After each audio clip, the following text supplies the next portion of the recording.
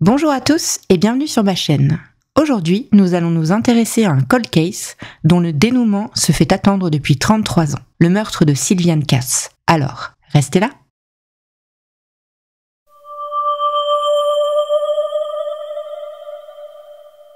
Cette histoire se déroule en France, dans le département de la Seine-et-Marne et plus précisément dans la commune d'Anneville en Bourville.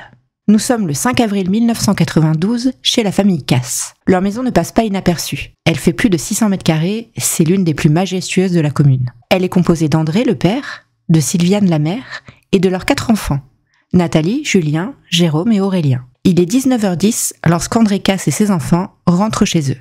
Ils reviennent du cinéma où ils sont allés voir Hook de Steven Spielberg. Sylviane, elle, est restée à la maison. Mais lorsque la famille arrive, personne ne comprend pourquoi sa voiture n'est pas là. Elle est peut-être allée faire une course, vite fait pour le dîner, mais cette hypothèse va très vite tomber à l'eau lorsqu'ils vont entrer dans la maison. Sur la table, il y a son sac à main renversé. Elle ne serait pas sortie sans son sac. Jérôme, 11 ans, se met à la recherche de sa mère dans l'immense maison familiale. Et c'est dans la chambre à coucher de ses parents, à l'étage, qu'il va découvrir sa mère, allongée au sol, gisant dans une mare de sang. Nathalie, la fille aînée de 21 ans, appelle les secours.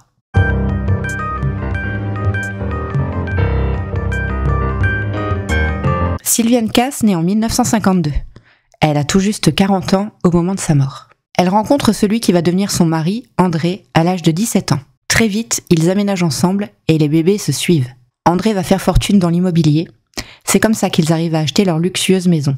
Sylviane est une belle femme, aux faux airs de Mireille d'Arc, mais aussi une femme souriante et une maman aimante et attentionnée. Mais depuis quelques mois, les affaires ne marchent plus très fort pour le couple et ils font face à certaines difficultés financières.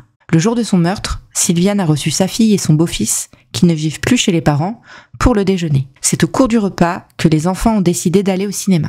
Sylviane a d'abord accepté, mais elle s'est rétractée au dernier moment lorsque tout le monde montait dans les voitures. « Non, finalement, je suis fatiguée. Allez-y sans moi. » Contre toute attente, il sera très vite prouvé que Sylviane n'est pas restée chez elle ce dimanche après-midi.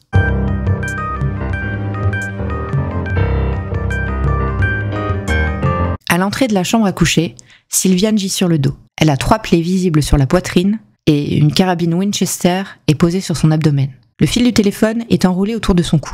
Elle est vêtue d'un jogging et elle est pieds nus. Elle ne porte pas de bijoux. 2 trous sont visibles sur un des murs de la chambre et 4 douilles sont retrouvées et mises sous scellé avec la carabine, même si la carabine appartient au couple Cass. André va expliquer que cette Winchester est cachée au-dessus de la penderie de leur chambre. La pièce a été fouillée, les tiroirs sont ouverts. Les techniciens en identification criminelle prélèvent le sang et tentent aussi de retrouver des empreintes digitales sur tous les meubles qui ont été fouillés. Et autant vous en donner les résultats tout de suite, seule une empreinte palmaire incomplète a été retrouvée sur un meuble et intégrée au fichier du FNAEG qui n'a pas trouvé de correspondance. Pour ce qui est du reste de cette immense maison de plus de 600 mètres carrés, je le rappelle, il faut bien noter qu'il n'y a pas de traces d'effraction, ce qui laisse penser que Sylviane a ouvert à son ou ses meurtriers. La maison est elle aussi retournée.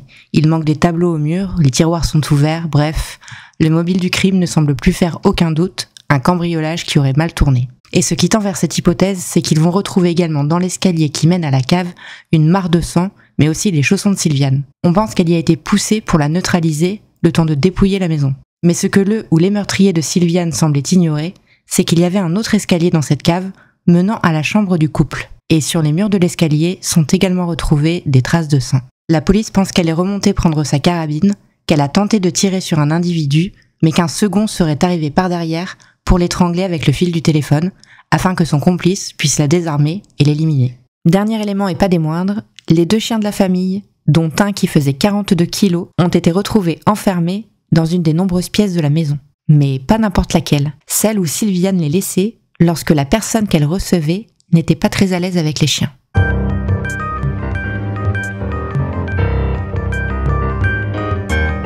L'autopsie de Sylviane a lieu le 6 avril 1992 au CHU de Rouen. Sur la partie droite du dos, une abrasion cutanée horizontale. Possible rapprochement avec une chute dans l'escalier menant au sous-sol. Derrière le cuir chevelu, elle a des contusions et des plaies profondes, qui ont pu lui provoquer une perte de connaissance. Possible rapprochement avec le sang trouvé au bas des escaliers.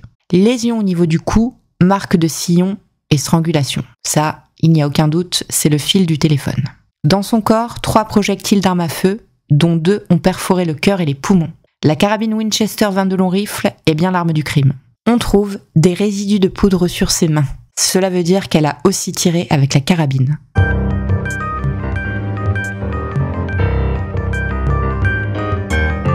Le soir du meurtre, la voiture de Sylviane est retrouvée sur la commune de Saint-Étienne-du-Rouvray, sur le parking de la cité du Château-Blanc. Et incroyable mais vrai, elle est en panne d'essence. À l'intérieur, des tableaux, de l'argenterie et des dossiers au nom de André Casse. 3 témoins racontent avoir vu un homme en sortir en courant et peuvent dresser un portrait robot. C'est un homme entre 25 et 28 ans, à la peau mate et aux cheveux ondulés. Il portait des lunettes de soleil. Des prélèvements effectués dans la voiture ne permettent pas de relever des empreintes digitales. En même temps, rien d'étonnant, selon les témoins, il portait des gants. La police décide alors de se mettre en quête des objets volés et justement, dans la cité où a été retrouvée la voiture, on s'intéresse à un receleur bien connu. Et on y retrouve chez lui une bague que la fille de Sylviane va reconnaître et identifier comme celle de sa mère. Cet individu sera dans un premier temps placé en garde à vue, puis mis en examen pour complicité de meurtre et incarcéré. À noter qu'en plus, il correspond au portrait robot. Mais rebondissement 6 mois plus tard, la mère du mis en examen ramène des factures des bijoux achetés en Algérie, où figure la fameuse bague. Ces factures vont être bien sûr analysées, mais certifiées comme documents authentiques. Et le receleur va être remis en liberté et mis hors de cause pour cette affaire. C'est à ce moment-là que tout repart à zéro. Le lendemain du meurtre, une voisine du couple Casse a confié à la police avoir vu Sylviane partir 10 minutes après le départ de sa famille. Et la police va découvrir qu'elle s'est en réalité rendue à la salle des ventes. Là où plusieurs de ses tableaux étaient mis aux enchères. 3 employés de la salle des ventes l'y ont vue. Et ce sera même les dernières personnes connues à l'avoir vue vivante, puisque 3 heures plus tard, elle sera retrouvée assassinée chez elle. Personne ne sait ce qu'elle a fait durant ce laps de temps, mais on sait qu'elle a bien menti à sa famille. Mais contre toute attente, quelques mois plus tard, cette affaire va basculer d'une manière totalement inattendue.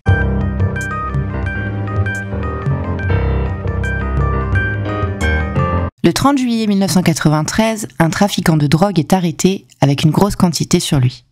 En garde à vue, il affirme avoir des informations sur le meurtre de Sylviane commandité par son mari. La police est assez surprise mais prend ses déclarations très au sérieux. Assez rapidement, le juge dessaisit les gendarmes et confie l'enquête du meurtre de Sylviane à la brigade des stupes de Rouen. Et on commence sérieusement à s'intéresser au mari, chose qui jusqu'à présent n'avait pas du tout été faite, puisque je le rappelle, le mari a un alibi en béton, il était au cinéma avec ses enfants. Et lorsqu'ils commencent à investiguer sur André Casse, ils sont bien loin d'imaginer ce qu'il va en ressortir. Tout d'abord, ils vont découvrir qu'André et Sylviane étaient un couple libre. Ils avaient chacun des relations extra-conjugales, donc André avec plusieurs maîtresses et Sylviane plusieurs amants. Quelques semaines à peine après la mort de Sylviane, André a installé une de ses maîtresses chez lui. Et pas n'importe laquelle, c'était de base une amie de Sylviane, mais en plus, ils ont eu tous les deux un bébé qui a, au moment de l'emménagement, déjà plus d'1 an. Ensuite, que la situation financière du couple était vraiment catastrophique. Ils avaient des dettes. La police commence clairement à voir se dessiner un mobile. Et si André Casse avait commandité le meurtre de sa femme pour toucher l'assurance vie? Le 8 novembre 1993, André est placé en garde à vue, puis mis en examen pour complicité d'assassinat et placé en détention provisoire à la maison d'arrêt de Rouen. Le juge d'instruction ordonne une expertise psychologique d'André et les conclusions lui sont défavorables, ce qui va enfoncer un peu le clou. Mais du fond de sa cellule, comme depuis le départ, André continue de clamer son innocence et demande une confrontation avec le dealer qui l'a accusé. Cela sera chose faite, mais des mois et des mois plus tard.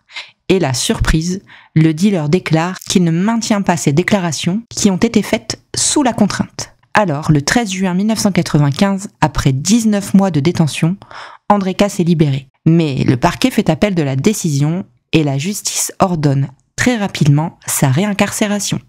Sauf qu'André, lorsqu'il apprend ça, au lieu d'attendre qu'on vienne le chercher, va décider tout simplement de se présenter lui-même avec son petit sac à la maison d'arrêt. C'est complètement dingue. C'est le 12 juillet 1995 qu'André sera de retour en prison. Et en août, un nouveau procureur est en charge du dossier qu'il reprend alors depuis le début et qui se rend enfin compte que son incarcération ne tenait que sur la fameuse dénonciation. Donc le 16 octobre 1996, après 34 mois de détention, André est enfin définitivement libre, même s'il reste quand même mis en examen. Les investigations se poursuivent et cette fois en faveur d'André. Le dossier retourne dans les mains des gendarmes initialement en charge et on demande des analyses sur les 2 balles retrouvées dans le mur de la chambre, ce qui n'avait jamais été fait. Cela confirme que les balles proviennent bien de la Winchester et qu'au final, une seule arme a été utilisée lors du drame. Pour le procureur, c'est la preuve que le meurtre n'a pas été commandité. Quel tueur à gages part en mission sans arme ?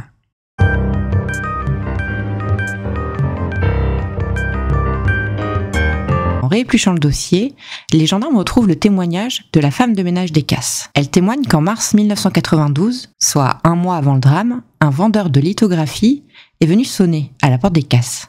La femme de ménage se souvient qu'il était très persuasif et elle lui a même acheté un tableau. Les gendarmes se lancent alors à sa recherche et grâce aux informations qui se trouvent au dos du tableau, ils retrouvent le vendeur. Cet individu vient juste d'être incarcéré à la prison de Fleury-Mérogis pour vol avec violence. Et en réalité, c'est un spécialiste du vol de jour. Extrait de sa cellule et interrogé par les gendarmes, il reconnaît avoir démarché dans les environs, mais ne se souvient pas être allé chez les Casses. Et il nie toute participation. Le 28 septembre 2000, le vendeur est transféré à Rouen pour être interrogé par le juge d'instruction. Et le juge va intentionnellement laisser traîner sur son bureau la photo du portrait robot qui a été fait à l'époque. Et l'individu va dire « C'est abusé, on dirait que vous avez fait ce portrait robot à partir d'une photo de moi ». Ça veut dire que lui-même se reconnaît sur le portrait robot ? Et un autre détail intrigue, et pas des moindres. Cet homme avait des problèmes aux yeux et ne portait donc que des lunettes fumées. Et on se souvient que l'individu qui s'est enfui de la voiture portait des lunettes. Alors tout ça c'est bien beau, ça amène des doutes, des suspicions, mais par contre, aucune preuve concrète. Le 26 mars 2004, le juge d'instruction prononce un non-lieu pour le dossier de Sylviane Casse. Alors ça innocente André Casse, mais ça met également fin à toute investigation.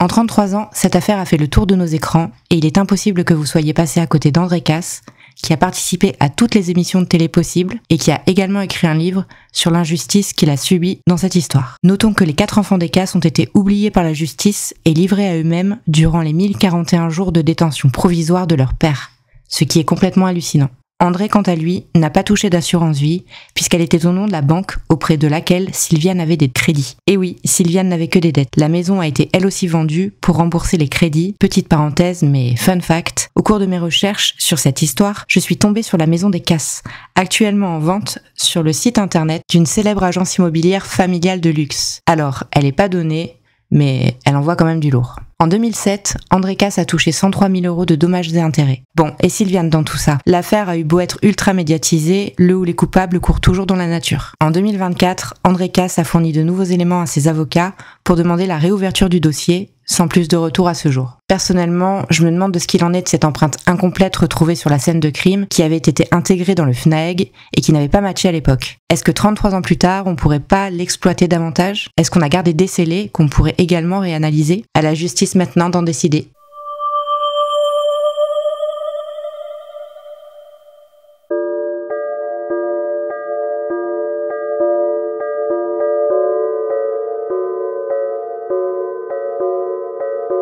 On ne va pas se mentir, le couple de Sylviane et André était assez folklorique. Pour garder le meilleur pour la fin, j'ai appris qu'André avait couché avec sa belle-mère. Oui, la mère de Sylviane. Apparemment, ça se serait passé avant qu'il ne rencontre Sylviane. Il s'en serait rendu compte la première fois qu'elle l'a ramené chez elle. Bref, on ajoute à ça le bébé illégitime qu'il a eu avec l'ami de sa femme. Une deuxième amie de Sylviane, également maîtresse d'André, fait aussi partie du dossier puisqu'elle a témoigné en sa défaveur au tribunal.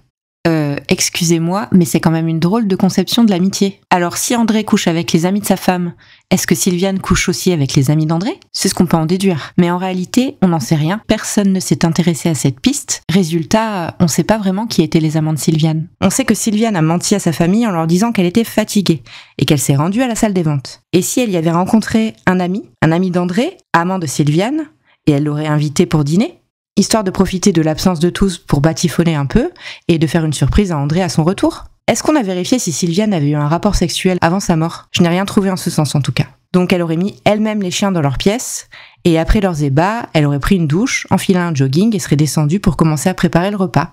Mais l'amant ami se dit que l'opportunité est trop belle. Il la pousse dans les escaliers de la cave, commence à tout dévaliser. Sylviane réussit à remonter par l'autre escalier, saisit la carabine, tire dans le mur à 2 reprises, pensant le faire fuir, mais il a emprunté le même escalier qu'elle, arrive dans son dos, l'étrangle avec le fil du téléphone, puis là-bas avant de s'enfuir.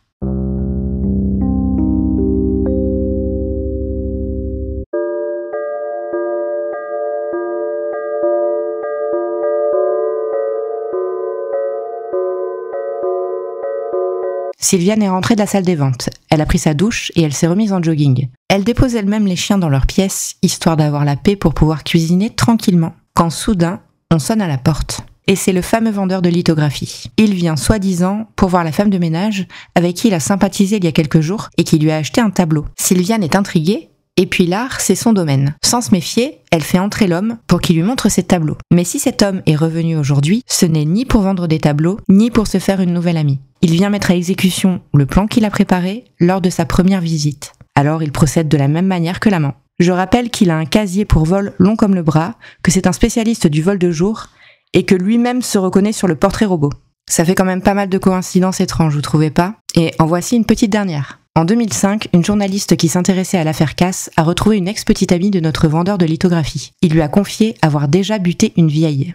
Ces déclarations ont été filmées et envoyées au procureur. Notre suspect a été de nouveau convoqué chez le juge d'instruction. Malgré soupçons et suspicions, aucune preuve concrète ne vient malheureusement étayer cette théorie, et notre vendeur de lithographie reste à ce jour présumé innocent.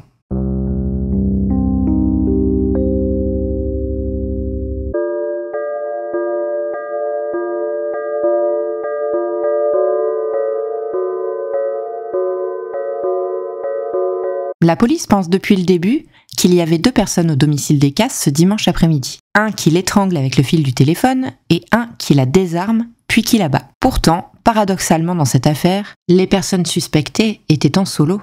Le vendeur de lithographie était seul lorsqu'il est venu 15 jours plus tôt. Et la personne qu'on a vue courir en sortant de la voiture de Sylviane était seule elle aussi. Mais ça ne veut pas dire que ces personnes n'auraient pas pu agir en duo et déposer quelque part leur complice avec une partie du butin avant que la voiture ne tombe en panne d'essence. Par contre, si un duo de personnes inconnues était venu sonner à sa porte, il paraît quand même improbable qu'elle soit allée ouvrir tranquillement sans même prendre ses chiens avec elle au cas où. Donc ça nous amène à penser qu'elle connaissait peut-être les personnes qui ont sonné. Ça peut être soit un de leurs nombreux couples d'amis chelous qui habiteraient pas très loin dans le quartier, ou alors un couple de voisins tout aussi chelou, dans un autre style, qui aurait bien compris qu'elle était toute seule chez elle et qui aurait voulu en profiter. Il serait d'ailleurs intéressant qu'on réexamine les emplois du temps de tous les voisins ce dimanche après-midi. Parce qu'en y pensant bien, ça me rappelle un peu l'affaire Flactif. Vous vous rappelez, ce voisin complètement taré qui a tué toute une famille, tout ça parce qu'il était jaloux de leur réussite. Les Cass avaient un train de vie plutôt détonnant qui faisait jaser dans le village. Alors on peut penser qu'un couple de voisins ait pu péter un câble et décider d'aller les dévaliser. Dans ce cas, le vol de la voiture à la fin est pour brouiller les pistes,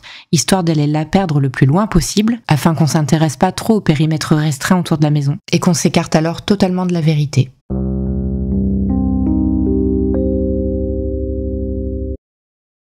Alors, quelle théorie vous a le plus convaincu? Théorie 1, l'amant. Théorie 2, le vendeur. Théorie 3, le duo. Ou théorie 4, la vôtre. Et si vous avez votre propre théorie, n'hésitez pas à la partager en commentaire. Pour voter, c'est très simple. Rendez-vous tout de suite dans l'onglet communauté de ma chaîne. Merci d'avoir regardé cette vidéo jusqu'au bout et à bientôt pour un nouveau Cold Case.